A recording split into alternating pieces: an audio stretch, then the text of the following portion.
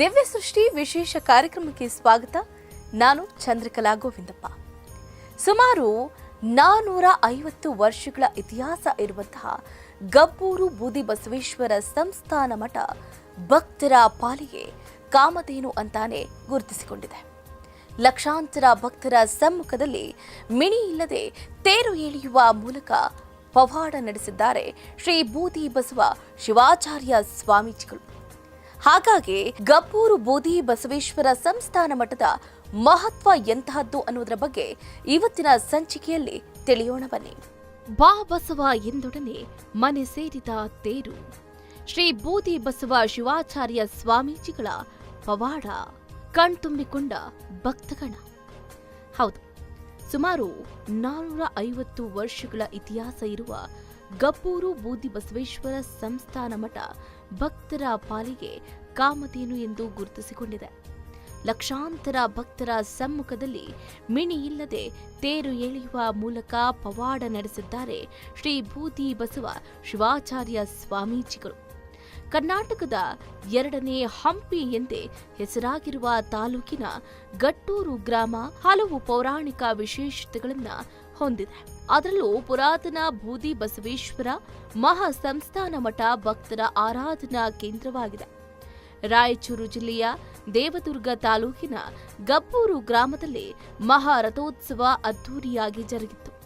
ಮಾಘ ಮಾಸದ ಹುಣ್ಣಿಮೆ ದಿನದಂದು ಸಂಜೆ 5 ಗಂಟೆ ಸರಿಸುಮಾರಿಗೆ ಮಠದ ಪೀಠಾಧಿಪತಿ ಶ್ರೀ ಬೂದಿ ಬಸವ ಶಿವಾಚಾರ್ಯ ಸ್ವಾಮಿಗಳು ಮಠದ ಮೇಲೆ ನಿಂತುಕೊಂಡು ರಥವನ್ನ ಕೈಸನ್ನೆ ಮಾಡುವ ಮೂಲಕ ಬಾ ಬಸವ ಬಾ ಎಂದೊಡನೆ ಮಿಣಿ ಇಲ್ಲದೆ ತೇರು ತನ್ನ ಮೂಲ ಸ್ಥಾನ ರಥದ ಮನೆಯೊಳಗೆ ಸೇರಿಕೊಂಡಿತು.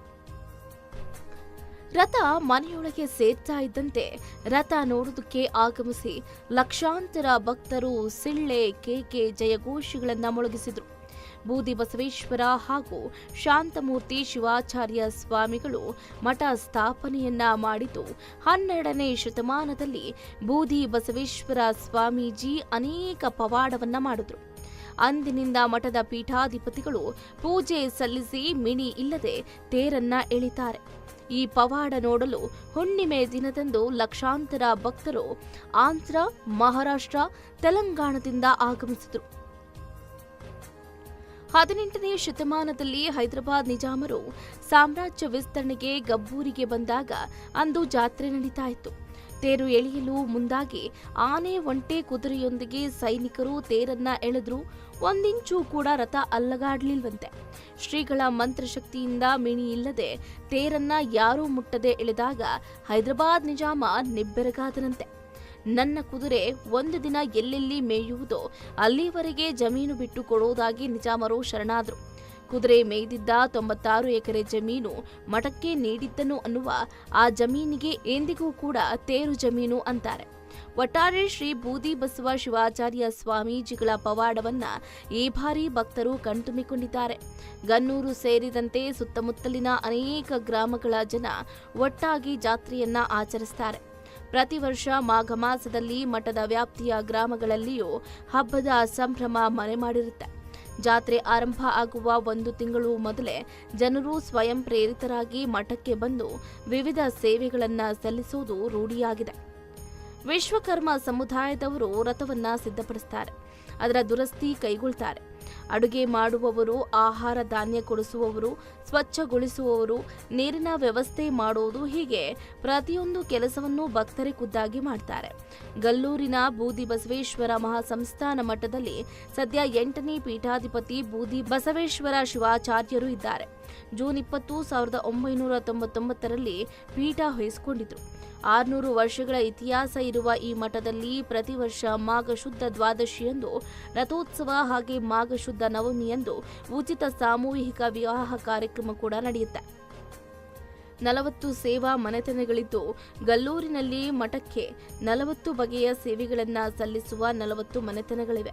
ಈಗಲೂ ಸಂಪ್ರದಾಯ ಮುಂದುವರೆದಿದೆ.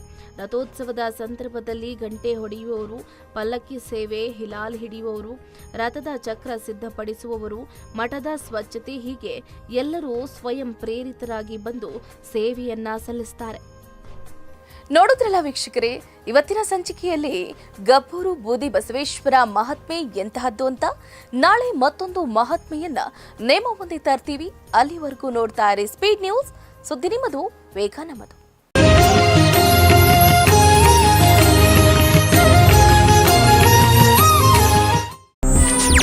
ಹೆಚ್ಚಿನ ಸುದ್ದಿಗಳಿಗಾಗಿ ನಮ್ಮ ಚಾನೆಲ್ನ ಸಬ್ಸ್ಕ್ರೈಬ್ ಮಾಡಿ.